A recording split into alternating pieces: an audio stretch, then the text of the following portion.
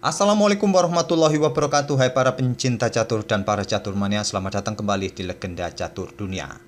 Domaraju Gukesh pecatur India kembali menorehkan prestasi. Kemarin lusa menjuarai turnamen Chess Apple Sunway Festival di Spanyol. Setelah sekitar 3 minggu yang lalu juga juara kawan di salah satu event di Spanyol juga, yaitu La Roda Open.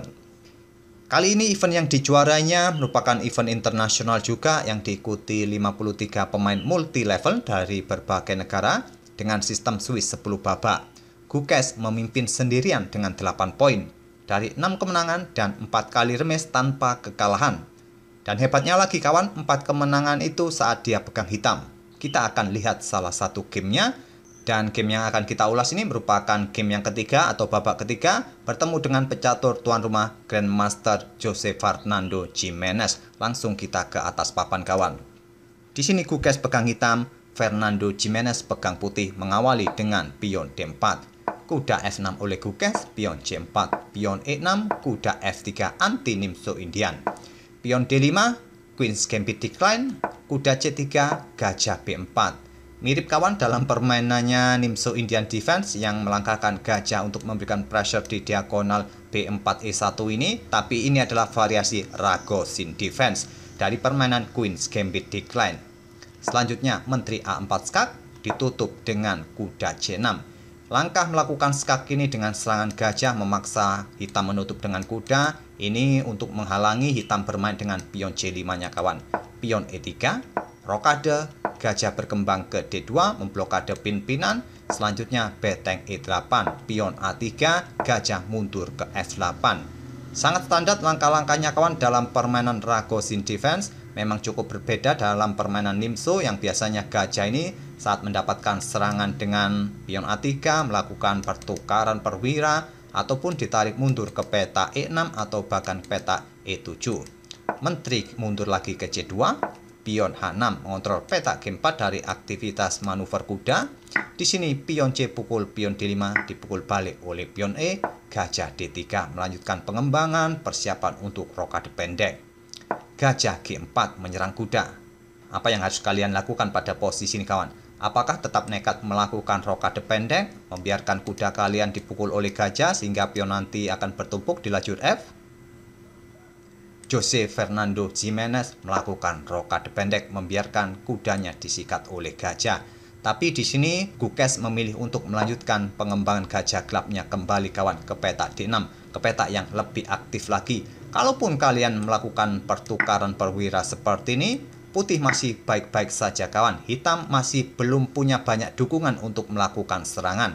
Peta-peta ini masih cukup bagus untuk menghalangi pergerakan manuver kuda kawan, untuk mempersiapkan menterinya keluar. Masih baik-baik saja saya rasa bagi putih. Oke, kita kembali ke langkah aslinya.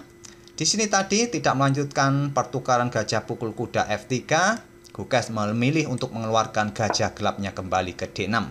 Diagram seperti ini sudah pernah tercapai sebelumnya tahun 2021 kawan, di mana putih menggeser rajanya ke peta H1 untuk membiarkan gajah tetap pukul kuda. Nanti jika diterima kawan, masih bisa dipukul balik oleh pion, lajur G otomatis terbuka, langsung bisa menempati lajur G beteng putih ini kawan. Permainan berakhir remis saat itu. Tapi di sini putih memilih kuda ke B5 dan ini merupakan langkah baru yang belum pernah dimainkan sebelumnya di langkah ke-13 ini. Posisi kuda menekan gajah gelap, dibiarkan saja oleh Gukesh bermain dengan kuda E4, juga memberikan pressure bagi gajah gelap putih ini kawan. Di sini langkah terbaik ada dua pilihan bagi putih. Gajah terang ini mundur ke peta E2 kawan, ataupun kuda pukul gajah gelap. Giménez memilih untuk pukul gajah gelap terlebih dahulu, dipukul balik oleh menteri. Di sini gajah gelap mundur ke E1 untuk menghindari ancaman kuda kawan, tapi membiarkan kudanya juga tetap mendapatkan tekanan dari gajah terang. Apabila pada posisi ini gajah ini ditarik mundur ke E2 sekarang kawan, pion F5 mungkin akan dimainkan oleh hitam untuk menahan tidak langsung baku hantam dengan gajah ini kawan, karena posisi kuda cukup strategis. Oke, kita kembali ke langkah aslinya. Gajah gelap mundur ke E1, barulah sekarang Gukesh pukul kuda F3. Dipukul balik oleh pion G, kuda ke G5, raja maju ke G2 melindungi pionnya kawan. Selanjutnya menteri bergerak ke E6. untuk persiapan melakukan ancaman di sini. Dihadang oleh gajah F5, menteri F6, gajah mundur ke G4, dan beteng A bergeser ke D8. Manuver kuda ke peta E7 tadi juga bagus dimainkan oleh hitam kawan, walaupun terlihat merelakan pion di lajur C. Di sini pion B4 lanjut Jimenez. Sekarang kuda ke E7 melepaskan pionnya kawan, tapi Jimenez tidak mau ambil. Karena kenapa? Setelah nanti menteri ini ambil pion, maka kemungkinan beteng juga akan dimainkan ataupun bermain dengan pion H5 terlebih dahulu untuk mengusir gajah kawan. Oke, kita kembali ke langkah aslinya. Di posisi ini tadi, putih memilih dengan pion H4 terlebih dahulu mengusir kuda. Setelah kuda mundur ke E6, beteng H1 dan pion C6 untuk menghindari ancaman dari menteri, memperkuat posisi rantai pionnya. Sekarang pion A4 mencoba menyisir lewat sayap menteri. Gukes tetap menyisir lewat sayap raja dengan pion G6-nya. Persiapan pion H5 didahului oleh putih. Di sini menteri ke G5 mengepin gajah. Persiapan pion ini didorong maju mungkin diantisipasi dengan raja mundur ke F1 terlebih dahulu. Pion F5, gajah mundur ke H3, menteri ambil pion H5, gajah mundur ke G2, discover attack. Menteri ke G5, pion F4, menteri mundur ke F6, di sini beteng ambil pion H6. Raja maju mengancam beteng, beteng mundur ke H3. Selanjutnya Gukes melangkah pion G5. Terus mendorong pion-pionnya kawan bertarung di sisi raja ini untuk membuka lajur-lajur, lajur G, lajur H terbuka nanti bagi beteng-betengnya digeser kawan, karena melihat potensi di sayap menteri tidak terlalu mengancam, jadi Gukes berfokus pada sisi raja ini. Diterima oleh putih pion F, pukul pion G5 dipukul balik oleh kuda mengancam beteng. Beteng G3 mengepin kuda kawan, walaupun bukan pilihan terbaik beteng tadi mundur ke peta H1. Di sini Gukes menggeser rajanya menghindari pimpinan. Sekarang pion B5 melanjutkan tekanan di sayap menteri. Kuda ke E4 menepati spot yang sangat bagus kawan, yaitu sekarang posisinya mengancam beteng. Beteng bergeser ke H3. Jika kalian sikat kuda ini sekarang, masih bisa dipukul balik oleh pion kawan. Dan posisi pion ini menjaga petak-petak penting ini. Lajur F, lajur G, lajur H sudah terbuka penuh. Tinggal bagaimana nanti beteng-beteng ini siap bergerak ke sisi-sisi yang terbuka penuh ini kawan. Dan apabila kalian pada posisi juga nekat untuk mendorong pion ini, maka kuda siap beraksi kawan. Mengancam beteng, melakukan ancaman skak garbuan, tentu kalian akan kalah kualitas perwira di langkah berikutnya. Oke, kita kembali ke langkah aslinya. Jadi kuda setelah ke peta E4 ini kawan, putih tidak melanjutkan pertukaran perwira di sini, dia hanya menyelamatkan beteng ke H3. Dan Gukes menantang pertukaran beteng, diterima dipukul balik. Selanjutnya pion F3, langkah kesalahan dari putih kawan. Di posisi ini langkah terbaik adalah bermain dengan pion B pukul pion C3. Setelah dipukul balik, kalian bisa membuat langkah beteng bergeser ke B1 untuk mencoba menyelinap lewat belakang ini. Itulah jalur terbaik yang ditawarkan oleh Stockfish, tapi Fernando Jimenez memilih untuk mengusir kuda. Kuda mundur ke D6, selanjutnya pion B pukul pion C6. Dipukul balik oleh pion B, sekarang menteri bergerak ke D3. Selanjutnya Gukes mendorong pionnya kawan untuk mengosongkan petak bagi manuver kedua kudanya ini nanti. Dan tantangan pertukaran pion diterima. Langkah terbaik adalah mendorong pion ini kawan, menolak pertukaran pion di sini tapi menantang pion di sini. Jika diterima oleh hitam, maka masih bisa dipukul balik oleh pion.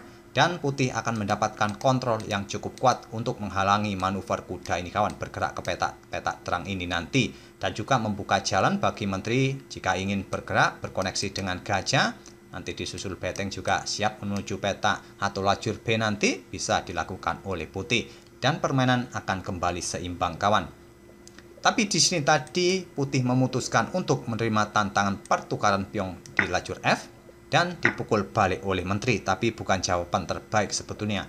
Jawaban terbaik adalah setelah kosong ini petak kawan, kuda siap bergerak ke petak ini untuk memberikan pressure bagi pion ini tadi dengan dukungan menteri tentunya. Walaupun di sini masih ada gajah, coba saja melangkah ke petak ini kawan terlebih dahulu. Mungkin gajah akan bergerak ke petak F2 untuk membackup pionnya ini, tapi kalian bisa melangkah menteri ke petak G6, memberikan pressure nanti didukung dengan beteng bisa jadi kawan. Oke, kita kembali ke langkah aslinya. Gukes tadi langsung pukul balik pion putih, dilanjut dengan gajah D2 menyerang menteri. Menteri mundur ke F6, beteng ke E1, mencoba menyerang balik kawan di lajur-lajur yang terbuka. Di sini kuda ke C4, gajah E3, kuda ke F5, memberikan pressure bagi gajah gelap. Gajah mundur ke F2, melakukan langkah kesalahan, langkah blunder. Peta yang bagus adalah bergerak ke peta F4 ini kawan. Untuk mengawasi peta-peta gelap ini kawan, dari aktivitas kuda tetap tidak bisa ke sini karena di sini ada beteng. Yang perlu diperhatikan adalah langkah beteng yang ingin bergerak ke baris kedua ini. Di sini tadi gajah memilih peta F2 dan sekarang menteri ke G6 mengancam gajah. Gajah ini sudah tidak bisa lari kawan. Bergerak ke peta-peta ini, beteng siap menghantam. Dan selanjutnya di sini pion F4, beteng H2. Gajah ke H3 berkoneksi dengan menterinya untuk menghindari ancaman beteng serta menteri hitam. Tapi pada posisi ini sekarang ancaman skakmat sudah tidak bisa dihindari lagi. Langkah terbaik adalah peta F3 ini bagi gajah. Tapi kemungkinan kuda akan melakukan serangan discover attack, menteri putih akan tewas kawan. Mungkin karena itulah gajah ini ditempatkan di peta H3 agar peta ini masih bisa diawasi oleh menteri serta gajahnya kawan. Tapi sekarang malah ancaman skakmat sudah tidak bisa dihentikan lagi. Pertama-tama dengan langkah beteng H1 terlebih dahulu skak. Di sini raja ke E2. Jika ditutup oleh gajah, tentu ancaman berikutnya adalah menteri bisa pukul gajah ini. Raja bergeser diikuti dengan menteri pukul beteng di E1 skak. Raja ke F3, selanjutnya ya menteri bisa ke peta G3 kembali skak. Raja ke E2 dan ditutup dengan beteng E1 skakmat. Oleh karena itu, di sini raja langsung ke peta E2, selanjutnya menteri ke H5 skak. Pada posisi ini kawan, Jimenez menyerah. Kenapa pada posisi ini putih menyerah kawan? Tentu rajanya sudah tidak bisa lari. Ke peta-peta gelap ini sudah ada kuda yang mengawasi kawan, jadi dia tidak bisa lari ke peta gelap.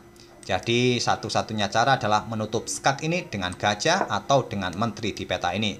Jika dengan gajah ya simpel disikat oleh menteri, memaksa ditutup oleh menteri di sini.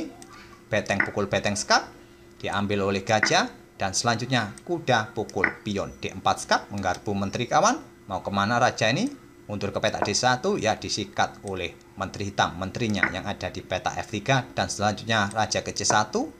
Menteri ke peta A3 skak, di sini raja ke peta D1 dan ditutup dengan menteri ke peta A1 skak mat.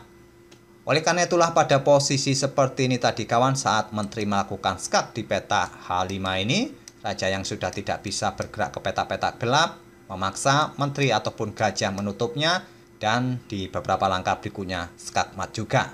Itulah kawan salah satu permainan Domara Gukes saat pegang hitam mengalahkan pecatur tuan rumah Jose Fernando Jimenez. Semoga permainan dari kedua pemain bisa menghibur kalian dan selamat buat Domara Gukes yang ya 1 bulan ini sudah 2 kali juara di event turnamen yang berbeda. Semoga permainan dari kedua pemain bisa menghibur kalian. Kita akan bertemu di video-video berikutnya. Terima kasih. Wassalamualaikum warahmatullahi wabarakatuh.